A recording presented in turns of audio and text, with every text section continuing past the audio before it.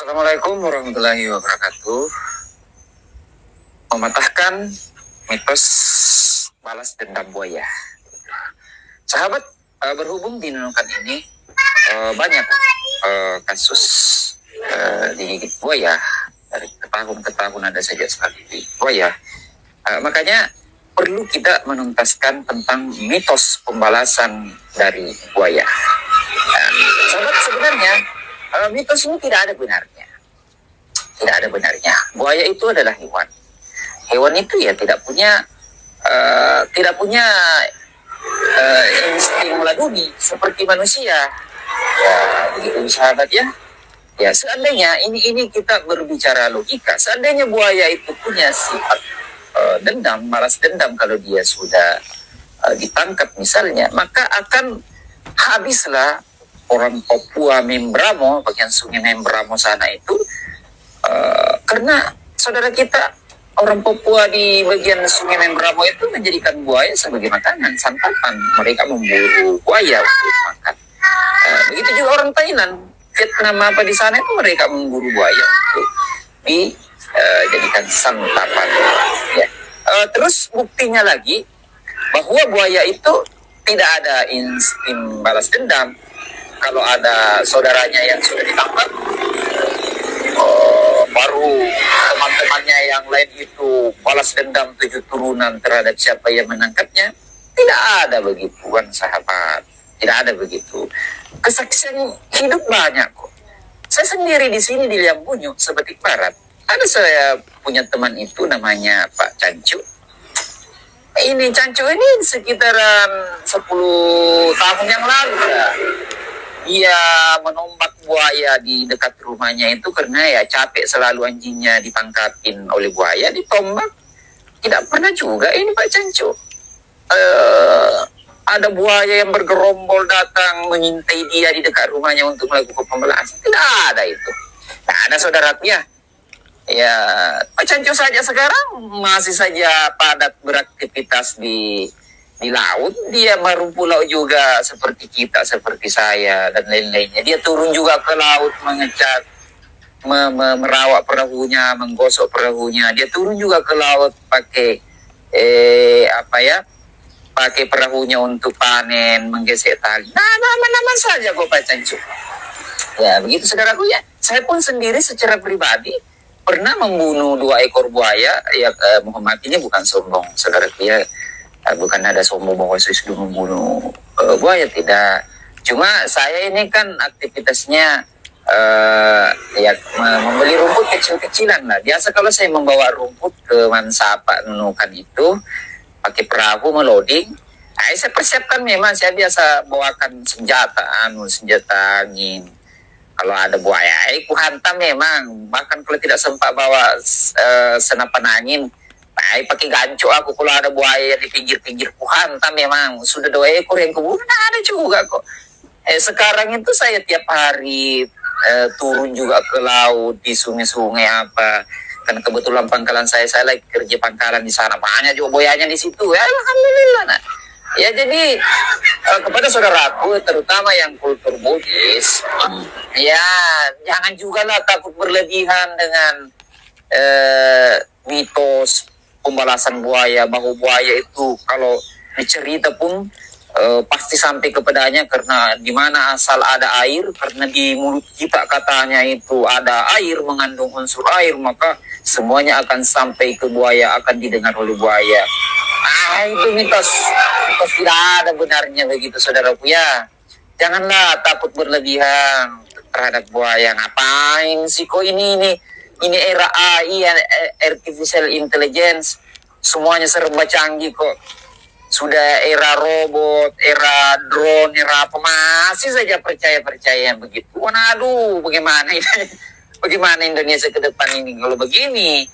Ya bagaimana kalian di sana di Mamolo itu tidak dicicil digigit buaya kalau dibiarkan saja buayanya dengan nyamannya warawiri di sekitaran rumah Anda, tidak diusir sedikit pun, tidak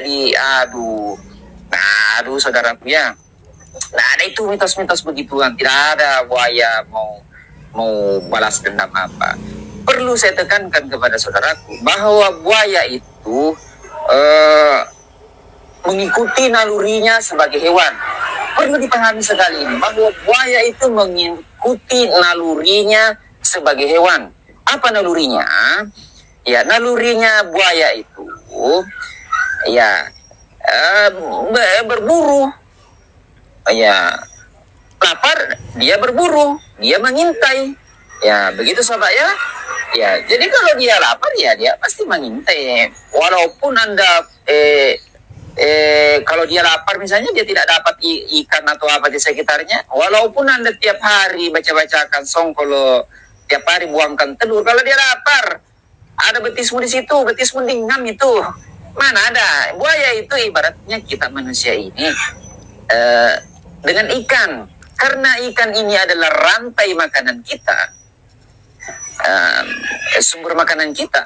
Makanya biarpun misalnya ikan itu mau melakukan ritual baca-baca untuk manusia agar tidak diganggu, agar ikan itu tidak diganggu, pasti juga tidak tangkap karena memang kebutuhan kita. Ya begitu juga dengan buaya, biarpun kalian kasih telur tiap hari, ya kalau dia lapar, lihat betisnya anda akan ditangkap itu, gitu. Itu saudaraku ya. Ya jadi hati-hati sajalah. Ya jadi kalau kita bertanya lagi, mengapa misalnya ada buaya yang jinak tidak mengganggu manusia?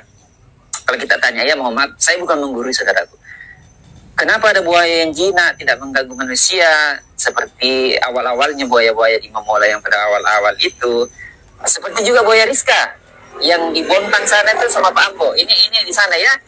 Kalau saya menganalisanya, mengapa buaya Rizka sama Pak Ambo di sana itu tidak mengganggu Pak Ambo, tidak menggigit Pak Ambo, dan tidak menggigit warga-warga di sekitar lain? Karena ya sekali lagi, buaya itu mengikuti nalurinya. Ya, mengikuti nalurinya. Apa nalurinya? Nalurinya dia itu adalah berburu, menerkam, dan ancaman. Ya begitu saudaraku ya. Ya, jadi ya berhubung buaya ini mengapa tidak menangkap Ambo? Ya karena dia kenyang terus, sedikit-sedikit dikasih lagi ayam. Saya lihat ya di video-video itu dikasih lagi ikan, ya dikasih daging. Ya mana dia mau repot-repot menangkap lagi betisnya Pak Ambo? Nah ini sudah kenyang terus. Ya begitu. Jadi insting untuk berburu ya tidak usah dipakai karena ya rutin dikasih ayam, daging sama Pak Ambo, sama warga. Begitu saudaraku ya. Ya masih banyak mungkin makanannya ikan-ikan di sekitaran pesisir Bontang sana itu ditangkap, sehingga tidak perlu lagi bergulat dengan manusia. Kan hewan buaya itu kan pasti punya insting juga. Kalau misalnya sama-sama besar saya tangkap, ya agak-agak takut juga dia. Banyak juga ikan misalnya bisa dimakan, ayam selalu dikasih, ya ngapain lagi mau bergulat bertarung dengan manusia? Ya ngapain pakai insting untuk bertarung dengan manusia? Itu pertama. Yang kedua, buaya itu punya insting ancaman. Dia itu punya insting ancaman. Ya, kenapa dia tidak menyerang Pak Ambo dan warga di Bontang sana? Ya karena instingnya ini, iya, dia menganggap bahwa Pak Ambo ini bukan ancaman.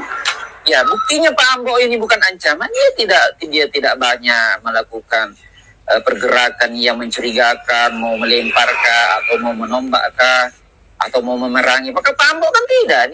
Malah dia lembut memberikan ayam kepada Rizka. Ya, jadi sehingga instingnya itu, nalurinya itu mengatakan bahwa warga-warga di Bontang sana itu bukan ancaman. Ya, itulah mereka jinak. Ya, jadi pertanyaannya kenapa ada buaya yang jinak tidak mengganggu manusia? Kembali lagi kepada itu tadi, instingnya mereka menganggap warga di sekitarnya itu bukan ancaman, maka dia jinak. Ya, dia jinak. Ya, atau instingnya mereka sudah kenyang, ya tidak dipakai lagi insting berburunya.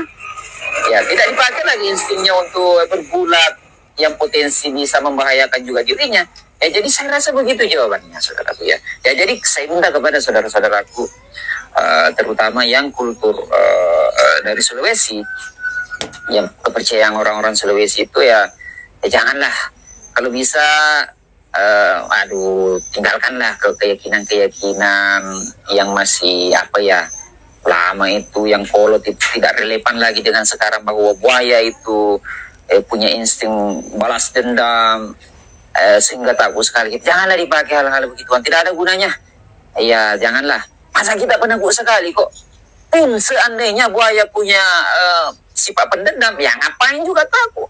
Ini barang membahayakan dengan kita, ya mari kita anu saja ya, berperang dengan hewan yang membahayakan. Ya, manusia saja misalnya, tetangga kampung saja misalnya kalau terlalu rese, capek juga kita selalu misalnya digangguin di onarnya, ya biasa kita bersatu perang antar kampung kan. Iya. Ya begitu juga dengan buaya. Ini masa mencicil saudara kita, masih kita saja aman-aman, tangguh sekali, tidak mau membunuh dia, tidak mau menombak dia. Di mana rasa panasnya kita? Heran kita. Seandainya mungkin sepupunya yang usilin dia lemparit berak di halaman rumahnya, mungkin baku kita mereka itu. Ini saudara sekitar rumahnya sudah diterkam, masih saja sayang-sayang buaya. Di mana rasa malu itu? Di mana sifat panas itu? Aduh, heran juga saya lihat ini. Kepada saudaraku, mohon dipikir. Assalamualaikum warahmatullahi wabarakatuh.